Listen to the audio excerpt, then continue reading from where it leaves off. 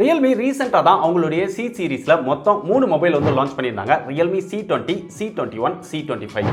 அந்த 3 மொபைல்லையே ஓரளவு சொல்லிக்கிற மாதிரி இருக்கக்கூடிய ஒரு மொபைல் அப்படின்னா Realme C25 சொல்லலாம். இந்த மொபைலோட அன்பாக்சிங் அண்ட் டீடைல்டான ரிவ்யூ தான் இந்த வீடியோல நம்ம பார்க்க போறோம்.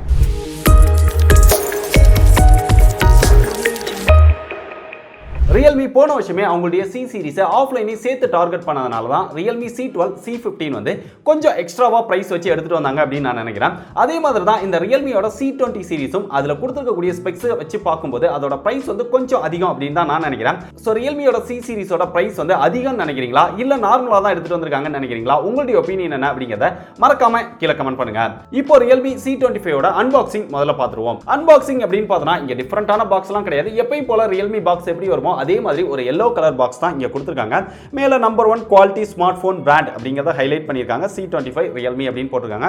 ரியர்ல வந்து முக்கியமான ஃபீச்சர்ஸ் எல்லாமே ஹைலைட் பண்ணிருக்காங்க. இப்போ பாக்ஸ்க்குள்ள என்ன கொடுத்திருக்காங்க அப்படிங்கறத பார்ப்போம். பாக்ஸ் ஓபன் பண்ணோம் அப்படினா உள்ள ஒரு மஞ்சள் கலர் பாக்ஸ் மாதிரி கொடுத்திருக்காங்க. அதுல சிம் எஜெக்டர் டூலோட படம் போட்டுருக்காங்க. உள்ள ஓபன் பண்ணோம் அப்படினா சிம் எஜெக்டர் டூல் இருக்கு. அதுக்குள்ள யூசர் மேனுவல், வாரண்டி கார்டு இதெல்லாம் கொடுத்திருக்காங்க.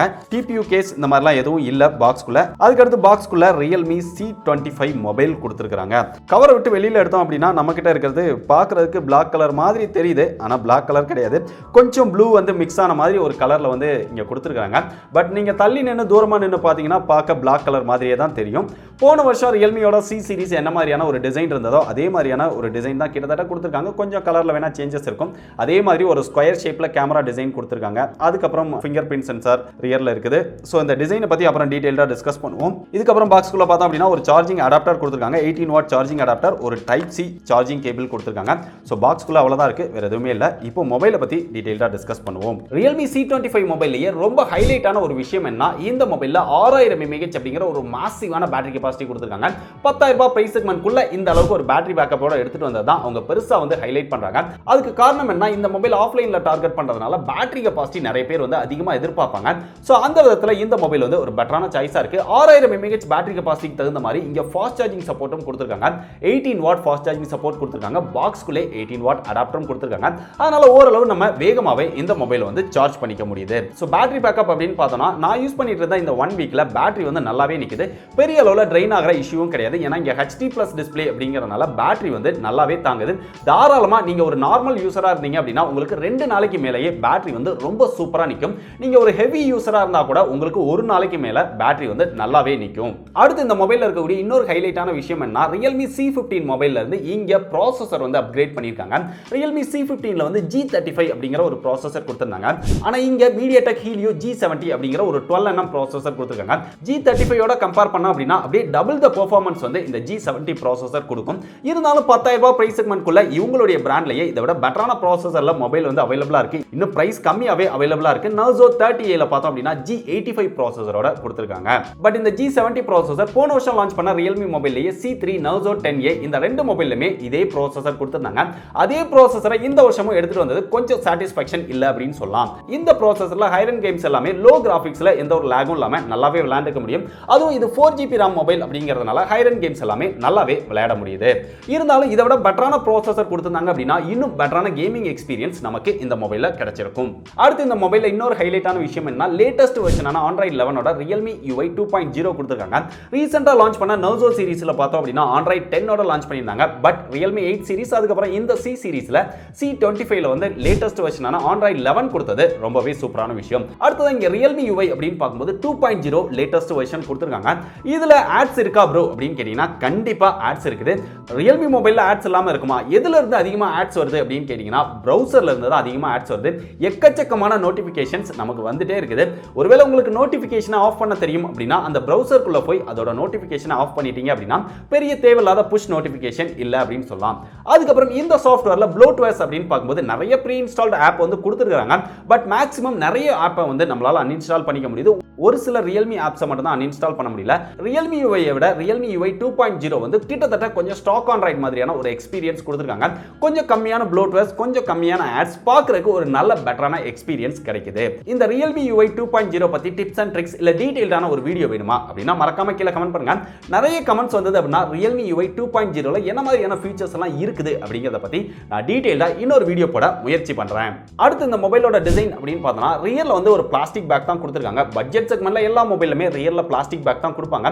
பட் இங்க பிளாஸ்டிக் பேக்கா இருந்தாலுமே நல்ல ஒரு சாலிடான பிளாஸ்டிக் பேக் கொடுத்திருக்காங்க. ஆனா இங்க அவங்களுடைய பிராண்ட் நேம் Realme அப்படிங்கறத பார்த்தோம் அப்படினா பெருசா வந்து ஹைலைட் பண்ணிருக்காங்க. நான் நிறைய வீடியோல சொல்லிட்டு இருக்கேன், பிராண்ட் நேம் வந்து சின்னதா போட்டா பார்க்கிறதுக்கு நல்லா இருக்கும், பட் பெருசா போடுறது வந்து எனக்கு பிடிக்கல அப்படின்னு சொல்லுவேன். ஏன்னா நம்ம காசு கொடுத்து வாங்குற மொபைல்ல அவங்களுடைய பிராண்டிங் நேம் பெருசா போட்டுக்கிறது வந்து எனக்கு விருப்பம் கிடையாது. சோ ஒருவேளை Realme அப்படிங்கிற ஒரு பிராண்ட் மொபைலை நான் வச்சிருக்கிறேன், அதோட பிராண்ட் நேம் வந்து பெருசா இருக்கிறது தான் எனக்கு பிடிச்சிருக்கு அப்படின்னு நினைக்கிறீங்களா? சோ எத்தனை பேர் இந்த மாதிரி நினைக்கிறீங்க அப்படிங்கறத மறக்காம கீழ கமெண்ட் பண்ணுங்க. இங்க வந்து ஒரு சின்ன லைன் மாதிரி கொடுத்து ஒரு டிஃபரண்டான டிசைன்ல வந்து எடுத்துட்டு வந்திருக்காங்க அப்படின்னு சொல்லலாம். இந்த மொபைல்ல பிளேஸ்மெண்ட்ஸ் அப்படின்னு பார்த்தா இங்க டாப்ல வந்து எதுவுமே கிடையாது. அப்படியே நம்ம ரைட் சைடுல வந்து அப்படினா வால்யூம் அப் டவுன் பட்டன் இருக்குது, பவர் பட்டன் இருக்குது. பாட்டம்ல வந்து அப்படினா இங்க 3.5 mm ஜாக் கொடுத்திருக்காங்க, மைக் கொடுத்திருக்காங்க, டைப் சி சார்ஜிங் போர்ட் கொடுத்திருக்காங்க, சிங்கிள் ஸ்பீக்கர் தான் இங்க பாட்டம்ல கொடுத்திருக்காங்க. அப்படியே நம்ம லெஃப்ட் சைடுல வந்தோம் அப்படினா இங்க சிம் ஸ்லாட் கொடுத்திருக்காங்க, dual sim with dedicated SD card slot கொடுத்திருக்காங்க. இந்த மொபைல்ல 6000 mAh பேட்டரி கெபாசிட்டி கொடுத்திருக்கனால மொபைலோட weight வந்து கொஞ்சம் அதிகமா இருக்கு அப்படின்னு சொல்லலாம். 210 கிராம் இந்த மொபைலோட weight இருக்கு. நம்ம கையில எடுக்கும்போதே அந்த weight வந்து நம்மளால ஃபீல் பண்ண முடியுது. சோ ஓரளவு டிசைன் அப்படின்னு பார்க்கும்போது ஓரளவு நல்லாவே பண்ணிருக்காங்க அப்படின்னு சொல்லலாம். ஆனா இங்க ஃப்ரண்ட்ல டிஸ்ப்ளே அப்படின்னு பார்க்கும்போது எப்பவும் கொடுக்குற அதே HD+ டிஸ்ப்ளே தான் கொடுத்திருக்காங்க. சோ எப்போதான் Realme வந்து Full HD+ டிஸ்ப்ளேவை நம்ம கண்ணுல காட்ட போறாங்க அப்படின்னு தெரியல. 10,000 ரூபாய் பிரைஸ் செக்மென்ட்குள்ள 12,000 ரூபாய் வரைக்குமே அவங்க இன்னுமே கொடுக்கல அப்படின்னு தான் சொல்லணும். பட் Redmi, Poco இவங்க எல்லாரும் 10,000 ரூபாய் பிரைஸ் செக்மென்ட் வரைக்கும் Full HD+ டிஸ்ப்ளே ஆஃபர் பண்றாங்க. ஈவன் மைக்ரோமேக்ஸ்ல கூட கொடுக்குறாங்க நம்ம இந்தியன் பிராண்ட். பட் Realme வந்து Full HD+ டிஸ்ப்ளே கொடுக்கறதே இல்ல. இந்த டிஸ்ப்ளேயோட எக்ஸ்பீரியன்ஸ் அப்படின்னு பார்க்கும்போது நல்ல ஒரு பிரைட்டரான டிஸ்ப்ளே கொடுத்திருக்காங்க. கலர் எக்ஸ்பீரியன்ஸ் இதெல்லாமே இன்டோர்லயும் சரி அவுட்டோர்லயும் சரி ஓரளவு நல்லாவே இருக்குது. சோ HD+ டிஸ்ப்ளேல என்ன மேக்ஸிமம் குவாலிட்டி கொடுக்க முடியுமோ அந்த அளவுக்கு ஒரு குவாலிட்டியான டிஸ்ப்ளே இதுல இருக்குது. ஆனா இந்த டிஸ்ப்ளேக்கு ப்ரொடக்ஷன் அப்படின்னு பார்க்கும்போது ஸ்கிரீன் ப்ரொடெக்டர் வந்து அப்ளை பண்ணியே வந்துருது. ஆனா Gorilla Glass ப்ரொடக்ஷன் இருக்கா அப்படின்னு கேட்டீங்கன்னா அத கம்பெனி வந்து அபிஷியலா கன்ஃபார்ம் பண்ணல. Redmi, Poco இவங்க எல்லாம் பார்த்தா அப்படினா 10,000 ரூபாய் பிரைஸ் செக்மென்ட் கூட Garmin Gorilla Glass 3 ப்ரொடக்ஷன் கொடுக்குறாங்க. Realme கூட கொடுத்திருக்காங்க, போன வருஷம் C15ல வந்து கொடுத்திருந்தாங்க. பட் இந்த மொபைல்ல Garmin Gorilla Glass ப்ரொடக்ஷன் இருக்கா அப்படிங்கறத கம்பெனி வந்து அபிஷியலா கன்ஃபார்ம் பண்ணல. மேக்ஸிமம் கொடுத்திருக்க மாட்டாங்க அப்படின்னு தான் நான் நினைக்கிறேன். அடுத்து கேமராவோட பெர்ஃபார்மன்ஸ் அப்படின்னு பார்த்தா இந்த ரியர் டிசைனை நல்லா கவனிச்சு பார்த்தோம் அப்படினா ஒரு 4 கேமரா இருக்கிற மாதிரியான ஒரு டிசைன் கொடுத்திருப்பாங்க. பட் இருக்கிறது என்னமோ 3 கேமரா தான். அதிலுமே ஒரு கேமரா வந்து தேவையில்லை அப்படின்னு தான் நினைக்கிறேன். எதுக்காக அதெல்லாம் கொடுத்திருக்காங்க அப்படின்னு தெரியல. இங்க 3 கேமரா, ஒரு ஃபிளாஷ் வந்து கொடுத்திருக்காங்க. இந்த மொபைல் வந்து குளோபல்ல லான்ச் பண்ணும்போது 48 மெகாபிக்சல் பிரைமரி சென்சாரா கொடுத்திருந்தாங்க. பட் இந்தியாவுக்கு எடுத்துட்டு வரும்போது அந்த 48ஐயும் 13ஆ மாத்திட்டாங்க. அதுவும் ஏன் தெரியல. அந்த 48 கொடுத்திருந்தாங்க அப்படினா கூட இந்த பிரைஸ் செக்மென்ட்க்கு ஒரு செல்லிங் பாயிண்டா வச்சு இந்த மொபைலை நல்லா சேல் பண்ணிருக்கலாம். இங்க பிரைமரி சென்சாரா ஒரு 13 மெகாபிக்சல் இருக்கு. அதுக்கு அப்புறம் ஒரு 2 megapixel macro, 2 megapixel black and white sensor இருக்கு. C15ல பார்த்தோம் அப்படினா ஒரு 8 megapixel ultra wide angle lens இருந்தது. அத இந்த மொபைல்ல கட் பண்ணி டவுன் கிரேட் பண்ணிருக்காங்க. இங்க ரியர் கேமராவோட பெர்ஃபார்மன்ஸ் அப்படின்னு பார்த்தா இதுவரைக்கும் பட்ஜெட் செக்மென்ட்ல Realme மொபைல்ஸோட பெர்ஃபார்மன்ஸ் எப்படி இருக்குமோ அதே மாதிரியான ஒரு பெர்ஃபார்மன்ஸ் தான் இருக்குது. கொஞ்சம் பெட்டரான எக்ஸ்போஷர் வந்து இந்த மொபைல் அவைலபிளா இருக்கு. நம்ம கையிலேயே Realme C3 மொபைல் இருக்கு. இந்த ரெண்டு மொபைலையும் வச்சு போட்டோ எடுத்து பார்க்கும்போது ரியர் கேமரால பெரிய அளவுல டிஃபரன்ஸ் இல்ல அப்படின்னு சொல்லலாம். பட் கொஞ்சம் பெட்டரான எக்ஸ்போஷர் வந்து இந்த போட்டோஸ்ல கிடைக்குது. அதனால கொஞ்சம் லைட்டிங் கம்மியா இருக்கிற இடத்துல கூட கொஞ்சம் பெட்டரான அவுட்புட் வந்து கிடைக்குது. பட் இன்டோர்ல எடுத்தீங்க அப்படினா நிறைய நாய்ஸ் வந்து தெரியுது. அப்படியே செல்ஃபி கேமரா வந்தோம் அப்படினா இதுக்கு முன்னாடி இருந்ததை விட இந்த மொபைல்ல செல்ஃபி கேமரா வந்து கொஞ்சம் பெட்டரா ஆப்டிமைஸ் பண்ணிருக்காங்க. இங்க 8 மெகாபிக்சல் செல்ஃபி கேமரா கொடுத்திருக்காங்க. சோ செல்ஃபி கேமரா போட்டோஸ் வந்து நல்ல லைட்டிங்ல இருக்கும்போது ஓரளவு நல்ல போட்டோஸ் வந்து இதுல எடுத்துக்க முடியுது. அது போக போர்ட்ரைட் ஷாட்ஸ் இதெல்லாம் எடுத்துக்க முடியுது. போர்ட்ரைட் ஷாட்ஸ்ல எட்ஜ் டிடெக்ஷன் இதெல்லாம் பெர்ஃபெக்ட்டா இல்ல. நீங்க லைட்டிங் கம்மியா இருக்கிற இடத்துல எடுத்தீங்க அப்படினா பெரிய அளவுல நாய்ஸ் பார்க்க முடியுது. ரியர் கேமராவா இருந்தாலும் சரி, செல்ஃபி கேமராவா இருந்தாலும் சரி. சோ பட்ஜெட் செக்மென்ட்ல நம்மளால போட்டோஸ் வந்து எடுத்துக்க முடியும். சோ நல்ல லைட்டிங்ல எடுத்துக்கலாம். இந்த மொபைல்ல செக்யூரிட்டிக்காக fingerprint சென்சார் வந்து கொடுத்திருக்காங்க. fingerprint சென்சார் வந்து ரொம்ப அக்யூரேட்டா ரொம்ப ஃபாஸ்டாவே வர்க் பண்ணுது அப்படின்னு சொல்லலாம். நம்ம கை வச்சு எடுக்கிறதுக்குள்ள மொபைல் வந்து அன்லாக் ஆயிடுது. அதே மாதிரி தான் இங்க ஃபேஸ் அன்லாக் அப்படின்னு பார்க்கும்போது நல்ல லைட்டிங் இருக்கிற இடத்துல ரொம்ப வேகமாவே அன்லாக் ஆயிடுது. அடுத்ததான் இங்க மியூசிக் எக்ஸ்பீரியன்ஸ் அப்படின்னு பார்க்கும்போது சிங்கிள் ஸ்பீக்கர் தான் இதுல கொடுத்திருக்காங்க. ஓரளவு டீசென்ட்டான மியூசிக் எக்ஸ்பீரியன்ஸ் இருக்குது. நம்மளால சாங்ஸ் எல்லாம் கேட்டுக்க முடியுது. அவ்வளவுதான். அடுத்ததா கால் குவாலிட்டி, நெட்வொர்க் குவாலிட்டி அப்படின்னு பார்க்கும்போது அதுல பெருசா எந்த ஒரு ப்ராப்ளமும் இல்ல, நல்லாவே வர்க் பண்ணுது. ஃபைனலா இந்த மொபைலோட பிரைஸ் அப்படின்னு பார்த்தா இதுல ரெண்டு வேரியன்ட் லான்ச் பண்ணிருக்காங்க. 4+64, 4+128. 4+64 ஓட பிரைஸ் அப்படின்னு பார்த்தா 9,999 ரூபாய்க்கு சேல் பண்றாங்க. 4+128 ஓட பிரைஸ் அப்படின்னு பார்த்தா 10,999 ரூபாய்க்கு சேல் பண்றாங்க. இந்த மொபைல்ல 64 GB இன்டர்னல் ஸ்டோரேஜ் கொடுத்திருந்தாலுமே நமக்கு அவைலபிள் ஸ்டோரேஜ் அப்படின்னு பார்த்தா கிட்டத்தட்ட 46 GB கிட்ட தான் இருக்குது. அந்த அளவுக்கு ஸ்டோரேஜை வந்து ஓஎஸ் மற்ற விஷயங்கள் எல்லாமே ஆக்குபை பண்ணிக்கிறது. பெரும்பாலும் 64 GB ஸ்டோரேஜ் இருக்கக்கூடிய மொபைல்ஸ்ல பார்த்தோம் அப்படின்னா 50 GBக்கு மேல வந்து அவைலபிள் ஸ்டோரேஜ் இருக்கும். பட் இந்த மொபைல்ல வெறும் 46 GB தான் அவைலபிளா இருக்கு அப்படிங்கிறதும் கொஞ்சம் சாட்டிஸ்ஃபேக்ஷன் இல்லை அப்படின்னு சொல்லலாம். இருந்தாலும் இந்த மொபைல்ல ட்ரிபிள் ஸ்லாட் இருக்கனால உங்களுக்கு ஸ்டோரேஜ் தேவைப்படுது அப்படின்னா SD கார்டு மூலமா நீங்க தேவையான அளவுக்கு இன்க்ரீஸ் பண்ணிக்க முடியும். மேக்ஸிமம் அது 256 GB வரைக்கும் சப்போர்ட் பண்ணும். இப்போ இந்த மொபைல் ஒர்த்தா இல்லையா அப்படின்னு கேட்டீங்கன்னா, இப்போ நீங்க ஆஃப்லைன்ல மட்டும் வச்சு பாக்குறீங்க அப்படின்னா டெக்னோ போவா G80 ப்ராசஸரோட 6000 mAh battery capacity fast charging சப்போர்ட்டோட இருக்கு. ஸோ இதோட கம்பேர் பண்ணும்போது அந்த மொபைல் வந்து உங்களுக்கு கொஞ்சம் பெட்டரான சாய்ஸா தெரியும். ஏன்னா இதோட பெட்டரான பெர்ஃபார்மன்ஸ், இன்னும் கொஞ்சம் பெரிய டிஸ்பிளே, நல்ல கேமரா பேக்கோட அந்த மொபைல் வந்து அவைலபிளா இருக்கு. இது போக இன்ஃபினிக்ஸ் ஹாட் 10 மொபைலும் அவைலபிளா இருக்கு. ஸோ ஆஃப்லைன் அப்படின்னு வச்சு பார்க்கும்போது ஒரு நல்ல பெர்ஃபார்மன்ஸோட ஒரு நல்ல பேட்டரி பேக்கப்போட ஒரு மொபைல் வாங்கணும் அப்படின்னு நினைச்சீங்கன்னா இந்த Realme C25 வந்து உங்களுக்கு பெட்டரான சாய்ஸா இருக்கும். அது போக ஒரு சிலர் வந்து இன்டர்னல் ஸ்டோரேஜ் வந்து அதிகமா வாங்கணும் அப்படின்னு நினைப்பாங்க. ஸோ அந்த மாதிரி நினைக்கிறவங்களுக்கு 11,000 ரூபாய் பிரைஸ் செக்மெண்ட்லயே 128 GB இன்டர்னல் ஸ்டோரேஜும் கிடைக்குது. ஸோ அந்த மாதிரியான விஷயங்களை பார்க்கும்போது ஒரு நல்ல பேட்டரி பேக்கப்போட ஒரு டீசென்டான பெர்ஃபார்மன்ஸ்ல Realme பிராண்ட்ல ஒரு மொபைல் வேணும் அப்படின்னு நினைச்சீங்கன்னா இந்த மொபைல் வந்து நீங்க ட்ரை பண்ணி பார்க்கலாம்.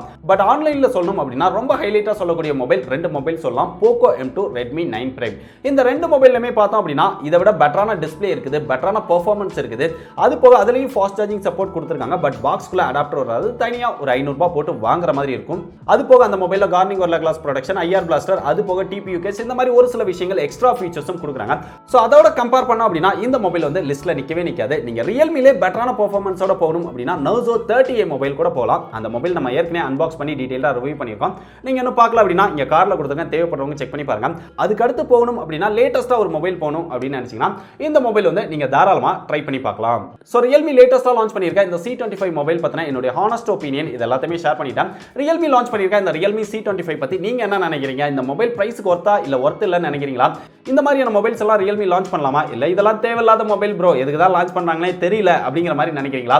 ஸோ உங்களுடைய ஒப்பீனியன் என்ன அப்படிங்கிறத மறக்காம டீடைலா கீழே கமெண்ட் பண்ணுங்க. இந்த மாதிரி நிறைய லேட்டஸ்டான இன்ட்ரெஸ்டிங்கான மொபைல்ஸோட அன்பாக்சிங் அண்ட் ரிவ்யூ இதெல்லாம் பார்த்து தெரிஞ்சுக்க டெக் படீஸை எல்லா சோஷியல் மீடியாலையும் ஃபாலோ பண்ணிக்கோங்க. டிஸ்கிரிப்ஷன்ல எல்லா சோஷியல் மீடியாவோட லிங்கும் இருக்கு. அது மட்டும் இல்லாமல் லேட்டஸ்ட் அப்டேட் இன்னும் ஃபாஸ்டா தெரிஞ்சுக்க நம்முடைய டெலிகிராம் குரூப்ல ஜாயின் பண்ணிக்கோங்க. டிஸ்கிரிப்ஷன்ல டெலிகிராம் குரூப்போட லிங்கும் இருக்கு. இதே மாதிரி இன்னொரு யூஸ்ஃபுல்லான வீடியோல சந்திக்கிறேன். பாய்.